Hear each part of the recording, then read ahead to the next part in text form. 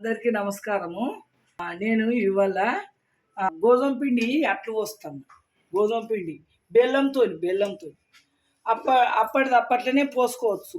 ఇగో ఇది బెల్లము నీళ్ళలో కలుపుకున్న బెల్లము ఈ పిండిలో పోసుకోవాలి. ఇగో ఇట్లా ఏమన్నా ఉంటుందేమో అని జాలి పెట్టి అప్పటిదప్పట్లనే చేసుకోవచ్చు. గోధుమ పిండి ఉంటే ఇట్లా కలుపుకోవాలి. ఇగో చిటికెడు ఉప్పు వేసుకోవాలి. ఇగో గింత కొంచెం ఇది కొన్ని నీళ్ళు పోసుకోవాలి.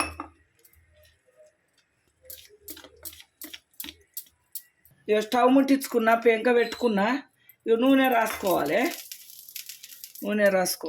బాగా కలుపుకోవాలి. ఇక ఈ విధంగా బాగా కలుపుకోవాలి. ఇది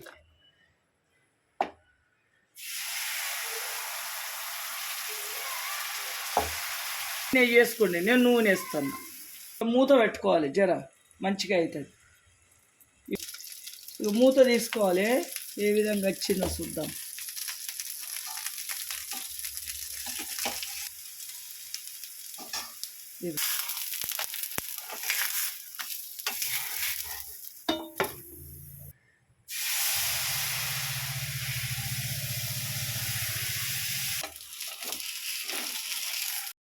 ఈ విధంగా చేసి పెట్టుండి పిల్లలకు మంచిగా తింటారు, ఇష్టంగా తింటారు. ఇచ్చినా కానీ చాలా బాగుంటుంది.